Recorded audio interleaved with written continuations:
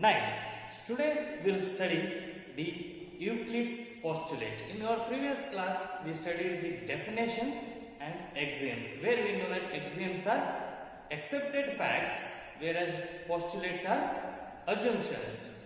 So, and we also know that undefined terms in the Euclid geometry are point and point, line, these all things we have studied. So now we will start with the postulate. What the first postulate says: a straight line may be drawn from any to any other point, from one point to any other point. So very simple.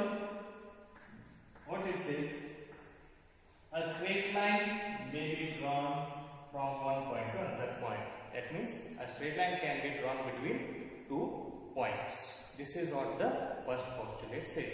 So how many straight lines can be drawn from one point to another point? Means you can draw only one line from one point to another point. If how many lines can be drawn through a point? Means you can draw many lines through one point. You can draw many lines through one point. But here the postulate says that a straight line may be drawn from one point to another point. That means in between 2 points you can draw one straight line. So we'll see the next postulate. A terminated line can be produced indefinitely. Remember, a terminated means a stopped. For example, I have drawn a line here. It is stopped at the ends here. For example, we will call it as A and B. That means a terminated line. It has stopped for A and B.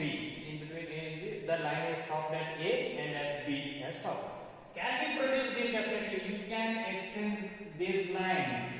You can extend the line, short line. How much you can extend? That is indefinitely. How much you want, that much you can extend indefinitely. This is what the second postulate states. Next, we will go to the third postulate.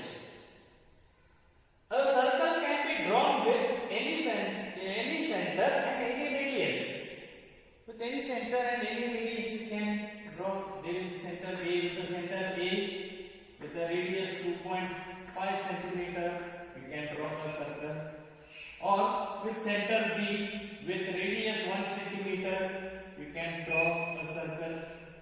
Or with center C with radius 5 centimeter, you can draw a circle.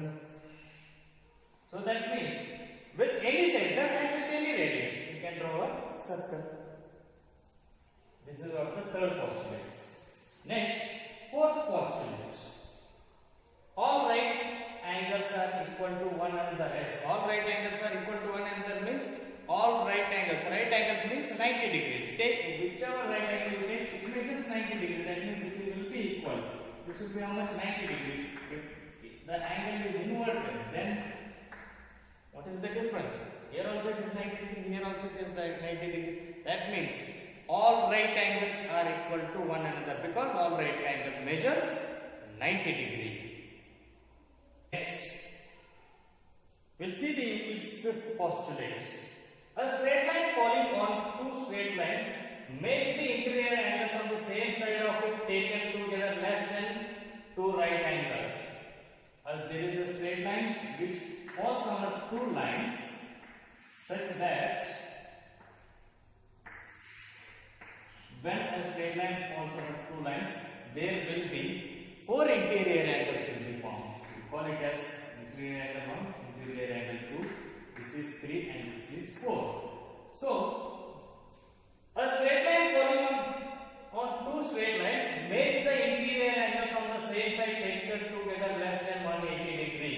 See here angle 1 and angle 2 are less than 180 degree. They are less than 180 degree. Whereas angle 3 and angle 4 will be greater than 180 degree. When it is less than 180 degree means that will be greater than 180 degree. Taken together, if produced indefinitely, meet that side on which the sum of angles is less than two right angles. See here, four angles will be formed. The angle, when we add two angles, angle 1 plus angle 2, we got less than 180 degree. If I produce this line, That means these lines will meet at one point. If the sum of interior angles, on the same side is less than 180 degree, on producing it will meet on the one side. Very simple. If it is both the interior angles less than 180 degree, produce the line, it will meet at a point. What about third and fourth? It will never meet, it will go on. Here it converges, here it diverges. This is what the meaning is. Simple. Suppose what if angle 1 plus 2 is equal to 180 degree and angle 3 plus 4 is equal to 180 degree. So that will become a parallel then. It will become a parallel line and these two lines will never meet one another anywhere. Because angle 1 plus 2 is 180 degree and angle 3 plus 4 is also 180 degree. So that means they will become a parallel lines. If the interior angles on adding the same side of the interior angles, if it is 180 degree, then it will be parallel lines. But here it is not the case. Here the interior angles are less than 180 degree, means on producing it will meet at one point. This is what the Euclid's fifth postulate states. We'll see the example here. Prove that an equilateral can be constructed to any given line. So, to any given line can be constructed an equilateral triangle. See, first draw a line segment AB. Draw a line AB. Now, with the help of compass, cut an arc of the same length of the AB. Of the same length of from A to B, you take an arc, cut an arc. Without changing its arc, cut one more arc with B. From B. Keep that middle point exactly on B and cut an arc.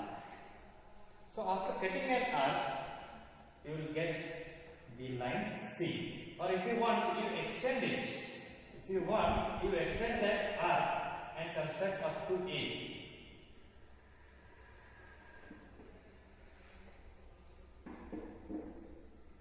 Construct it up to A and B. Now join that B and C line. Now you can join that B and C lines.